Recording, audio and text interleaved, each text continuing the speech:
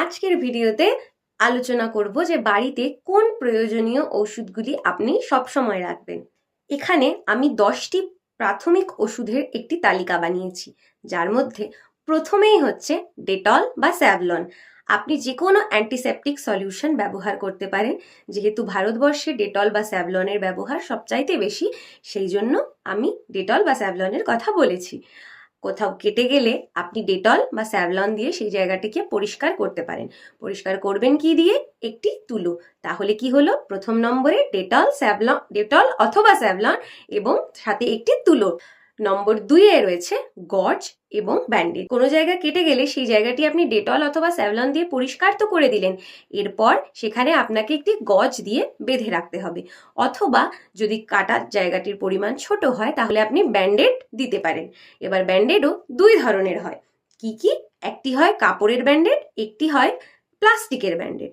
যদি জলের কাজ বেশি থাকে তাহলে আপনি প্লাস্টিকের ব্যান্ডেড ব্যবহার করবেন, আর যদি কম থাকে তাহলে কাপড়ের। এরপর আসি 3 নম্বর উপকরণ, যেটা হচ্ছে প্যারাসিটামল।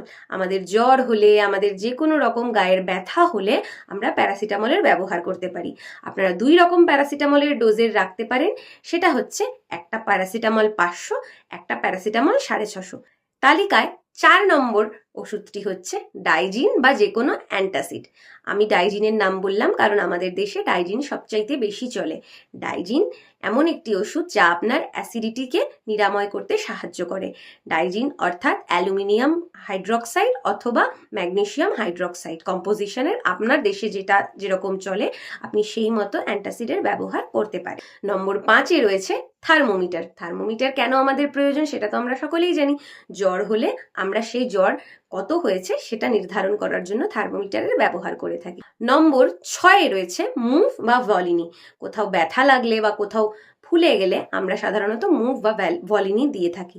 পায়ে বা কোমরে কোনো জায়গায় ব্যথা পেলে আমরা মুভ বা ভলিনির ব্যবহার করে থাকি। আমাদের দেশে মুভ বা ভলিনি চলে। আপনাদের দেশে যদি অন্য কোনো ওষুধের নাম থাকে সেটা আপনারা ব্যবহার করতে পারেন। এই ওষুধটির জেনারিক নেম হচ্ছে ডাইক্লোফেনাক জেল। 7 নম্বরে রয়েছে কাঁচি। আপনারা কাঁচি আপনাদের অবশ্যই মেডিসিন বক্সে অর্থাৎ ওষুধের বাক্সে রাখবেন, কারণ গজ কাটতে অনেক সময় কাঁচির ব্যবহার করা। 8 নম্বরে রয়েছে কফ সিরাপ। কফ সিরাপ কোন জেনারিক নেমের নেবেন সেটা নির্ভর করে আপনি ড্রাই কফের জন্য নিচ্ছেন না ওয়েট কফের। এটি আপনি দোকানে গিয়ে জিজ্ঞেস করলে আপনার অঞ্চলে যে কফ সিরাপটি পাওয়া যায় আপনি সেটি নিতে পারেন। ড্রাই কফ এবং ওয়েট কফের জন্য সাধারণত অ্যামব্রক্সল জাতীয় ওষুধ দিয়ে থাকা হয়। আপনি 2 রকমের কফ সিরাপ আপনার ওষুধের ব্যাগের মধ্যে নিশ্চয়ই রাখবেন। 9 নম্বরে হচ্ছে অ্যান্টি বার্ন ক্রিম, অর্থাৎ ঘরে কাজ করার সময় যদি কোথাও পুড়ে যায় তাহলে সেক্ষেত্রে একটি অ্যান্টি বার্ন ক্রিম আপনাকে আপনাদের ওষুধের ব্যাগের মধ্যে অবশ্যই রাখতে হবে। এই ক্রিমটি বিভিন্ন নামে পরিচিত, কিন্তু এটির জেনারিক নেম আমি বলে দিচ্ছি, যেটা কিনা আপনারা দোকানদারকে জিজ্ঞেস করলে সেই জেনারিক নেমের ওপর যে ব্র্যান্ডটি অ্যাভেলেবেল থাকবে বা উপস্থিত থাকবে সেটি আপনাদেরকে দোকানদার দিয়ে দেবে। এটির জেনারিক নেম হচ্ছে সিলভার সালফা ডায়াজিন। এই ওষুধটি আপনার কোথাও পুড়ে গেলে আপনি সেখানে ব্যবহার করতে পারেন, যাতে ভবিষ্যতে কোনো ইনফেকশন বা কোনো রকম কোনো জ্বালা পোড়ার সমস্যা সেই জায়গায় না। শেষ উপাদান নম্বর 10-এ রয়েছে বিটাডিন।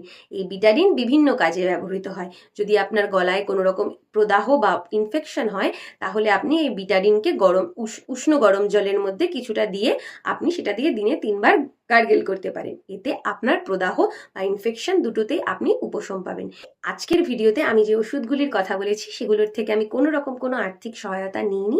এই ওষুধগুলি শুধুমাত্র জনস্বার্থের জন্য আমি বলেছি এবং আমার অঞ্চলে যেই ওষুধের ব্র্যান্ডগুলি পাওয়া যায় আমি সেগুলির কথা উল্লেখ করেছি। আপনার অঞ্চলে যদি অন্য কোনো ব্র্যান্ড পাওয়া যায় আপনি আমি ভিডিওতে বলা জেনারিক নাম অনুযায়ী আপনি আপনার অঞ্চলের থেকে সেই ওষুধগুলি নিয়ে ব্যবহার করতে পারেন।